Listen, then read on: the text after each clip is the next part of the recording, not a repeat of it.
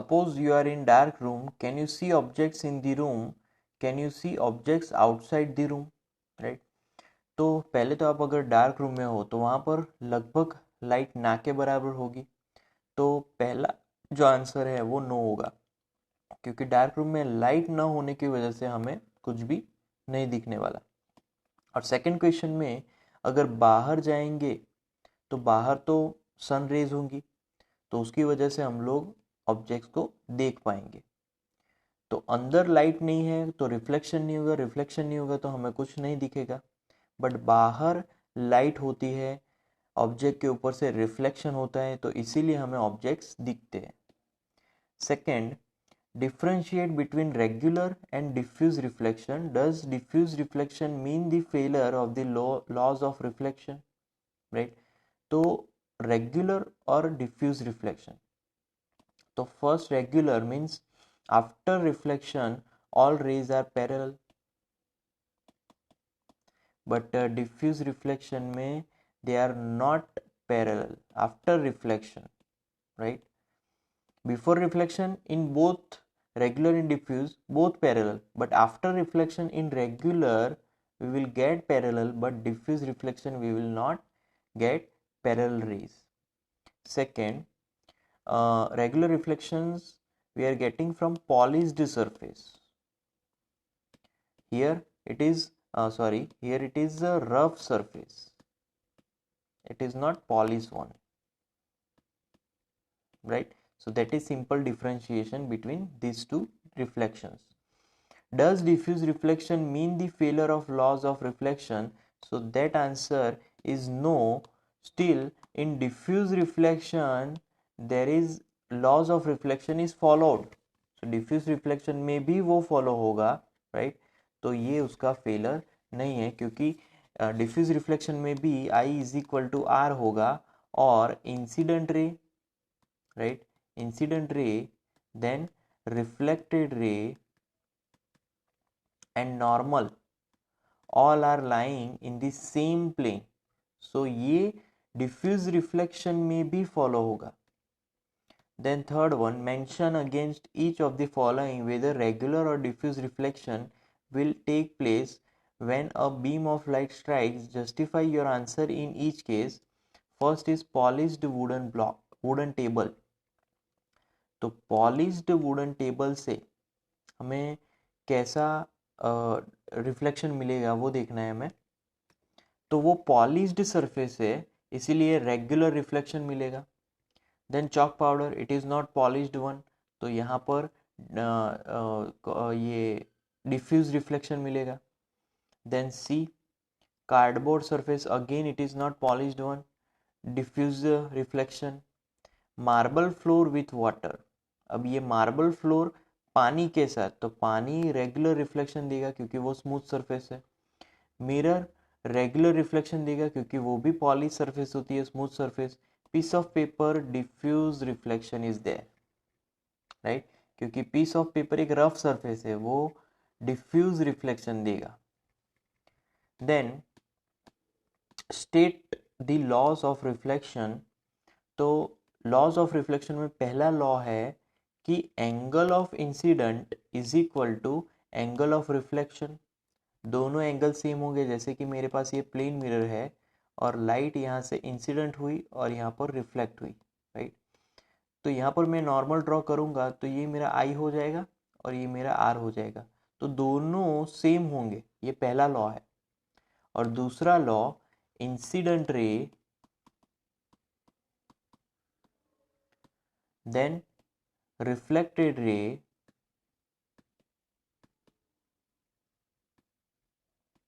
and normal, which is normal which is drawn to the surface, this is our normal, so all are lying in the same plane, these are called reflection laws, right? Now describe an activity to show that the incident ray and the reflected ray and normal at the point of incident lie in the same plane। तो simple मैंने यहाँ पर भी figure draw करी थी, तो मैं एक प्लेन मिरर लूँगा, इसके लिए यहाँ पर एक पाइप रखूँगा, राइट। उस पाइप के इस साइड एक टॉर्च रखूंगा कि जिससे लाइट है वो यहाँ से आगे बढ़े, तो पाइप की वजह से वो लाइट स्ट्रेट हो जाएगी, यहाँ पर एक बीम बन जाएगा। फिर यहाँ पर एक दूसरा पाइप रखूंगा कि जिसमें वापस वो लाइट यहाँ से टकरा के आगे जाए और फिर वापस मुझे मिले, राइट। तो ये हमारी इंसिडेंट रे है और ये हमारी रिफ्लेक्टेड रे है। अगर मैं एक नॉर्मल ड्रॉ करूँ यहाँ से, तो हमारी इंसिडेंट रे, नॉर्मल और रिफ्लेक्टेड रे आप देख सकते हो कि एक ही साइड, एक ही प्लेन पर मिल रहे हैं। तो ये एक्टिविटी शो करती है कि incident ray, reflected ray and normal सभी एक ही प्लेन में मिलने वाले हैं। Now fill in the blanks in the following. A person 1 meter in front of plane mirror seems to be dash meter from his image. तो person की image क्या होगी, वो होगी 2 मीटर, क्योंकि पर्सन अगर मिरर से 1 मीटर दूर है तो इमेज भी मिरर से 1 मीटर दूर होगा, तो पर्सन और इमेज के बीच का टोटल डिस्टेंस हो गया 2 metre. If you touch your dash ear with right hand in front of a plane mirror, it will be seen in the mirror that your right ear is touched with dash. So if you touch your left ear, right, left ear with right hand in front of a plane mirror, it will be seen in the mirror that your right ear is touched with that your right ear touch with the left hand, right. The answer is left hand. Left. The size of pupil becomes dash when you see dim light. So when you see dim light, size becomes more. Night birds have dash cones than rods in their eyes, right. So night birds have, and that is lesser. Night birds have lesser cones than rods in their eyes. Then choose the correct. Angle of incidence is equal to the angle of reflection. So it is always, because it is one law. So law is always, anytime it is followed. Okay, eighth one. Image formed by a plane mirror is the dash virtual behind the mirror and enlarged, virtual behind the mirror and same of the size of the object. Real तो कभी नहीं मिलेगी, right. तो यहाँ पर option B आएगा, virtual behind the mirror and the same size of the object, क्योंकि ये प्लेन मिरर तो साइज सेम रहेगी। Then describe the construction of kaleidoscope. तो बेसिकली कैलिडोस्कोप में हम लोग एक पाइप यूज करेंगे, राइट। फिर लगभग 15 centimetre in length and 4 centimetre wide 3 mirrors, कैसे mirrors, plain mirrors,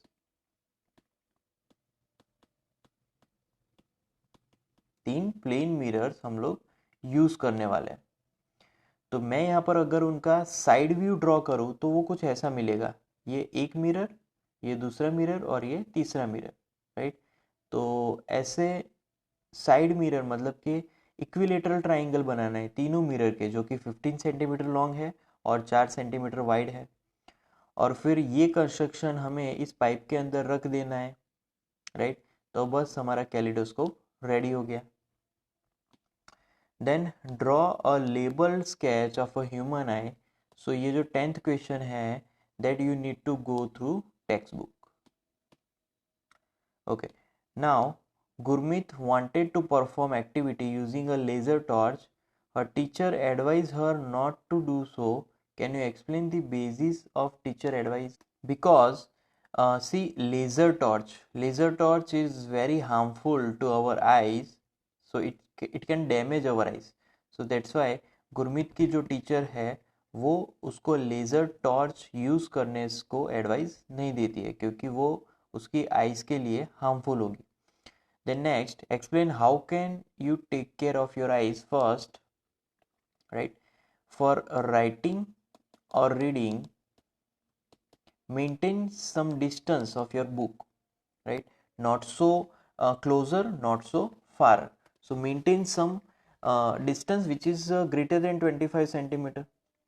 Second, wash your eyes regularly, right?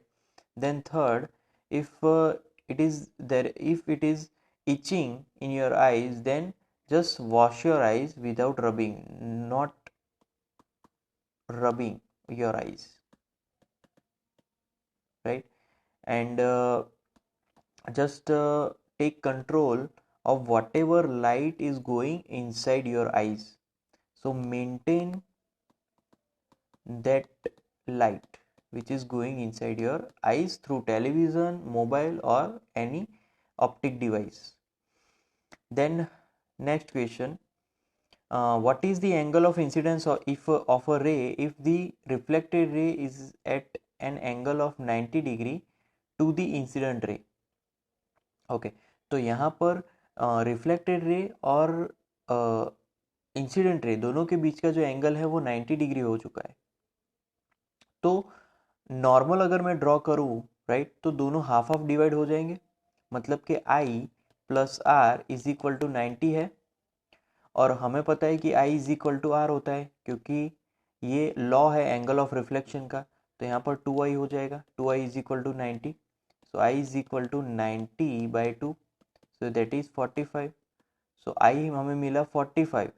i अगर 45 है तो r भी 45 हो जाएगा, reflected angle. So both are 45. So reflected ray is at angle of 90 to the incident ray, right? So that is 45. Then next, how many images of candle will be formed if it is placed between two parallel plane mirrors separated by 40 centimeter? So whenever, जब कभी भी हम लोग दो mirrors को parallelly रखेंगे तो तब हमें जो इमेज मिलेगी वो इनफाइनाइट मिलेगी, इनफाइनाइट नंबर्स की इमेज मिलेगी क्योंकि दोनों पैरेलल है, कोई एंगल ही नहीं है.